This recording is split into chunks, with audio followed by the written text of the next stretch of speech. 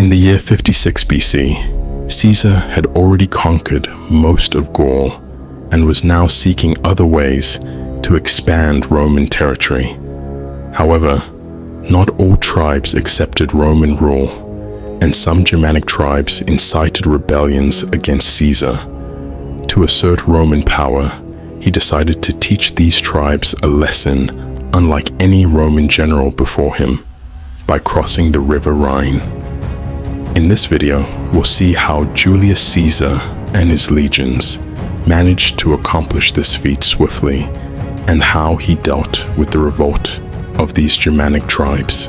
It all began in 58 BC, when two Germanic tribes, the Usipetes and the Tencteri, were under attack by the Suebi and were forced to migrate westward. Around January 55 BC, after 3 years of wandering, they crossed the lower Rhine and entered the territory of the Menapii, who had settlements on both sides of the river.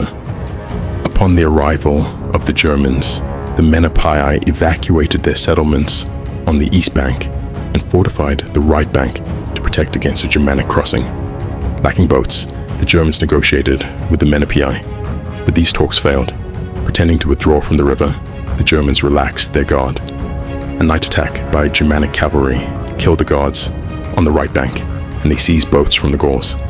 Thus they gained control of part of the Menapi's lands, using their provisions and occupying their dwellings. When Caesar learned of the Germanic crossing while in Gaul, he hastened to Transalpine Gaul earlier than usual to prevent a more serious situation. After joining the army, he learned that the arrival of the Germans had further repercussions, as centuries before had already done. Several Gallic tribes had invited Germans to serve as mercenaries in intertribal wars.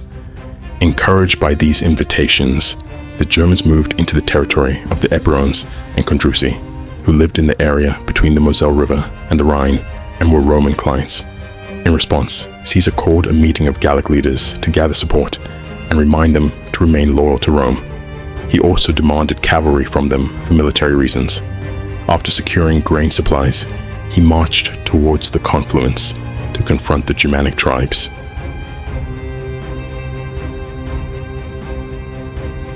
When he was only a few days' march from the Germans, they sent emissaries to Caesar, requesting land for settlement, either the lands they already occupied or some other area designated by the Romans. They also offered themselves as allies. However, Caesar refused their settlement request, claiming it would jeopardize his relations with the Gauls and the stability he had achieved. Instead, he offered land on the other side of the Rhine, in the territory of the Ubii. The envoys asked for 3 days to consider Caesar's offer and requested that during this time, Caesar not move his camp closer to their position. Caesar refused, stating he had received information that they had sent a large cavalry force across the Meuse to plunder the lands of the Umbriverti, and the delay was just an excuse to postpone fighting until the return of this force. Caesar then advanced against them, and when he was about 11 miles from their camp, the envoys reappeared, again asking him not to advance further. Failing in this request, they asked him to order his cavalry not to engage them and allow them to send an embassy to their people. The Germans claimed that if the Ubii accepted their terms, they would agree to Caesar's terms.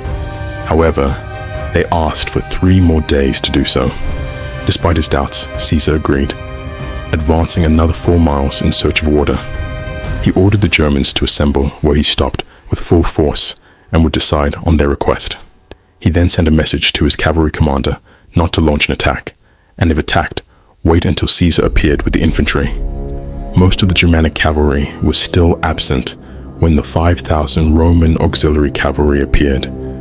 Against the odds, the 800 Germanic cavalry attacked and disordered the auxiliary cavalry. When the Roman cavalry turned to resist, the Germans dismounted as was their custom. stabbing the horses and pulling their knights until they finally defeated the Romans, killing 74 of them. The rest turned into a hasty flight until they reached Caesar's column. The cavalry battle now convinced Caesar that immediate action was inevitable.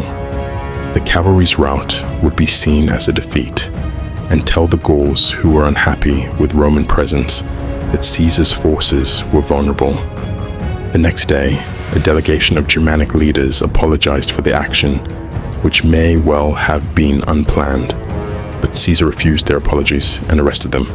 He now marched against the Germans without their leader, and with all his force, putting the cavalry in the was uncertain.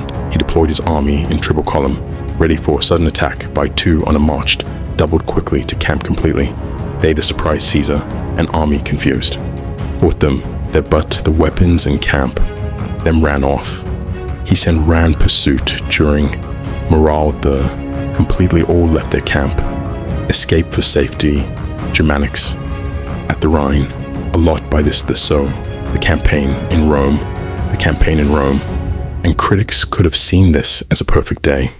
They put the bridge down, so the other, for any other, the two of the German cavalry and their supply crossed the river, and in this as a matter of to impress the Romans, and now also to show the power of the Romans, and in the next, so the wars of Rome, and the next, the work of this tribe, is that the threat, even the next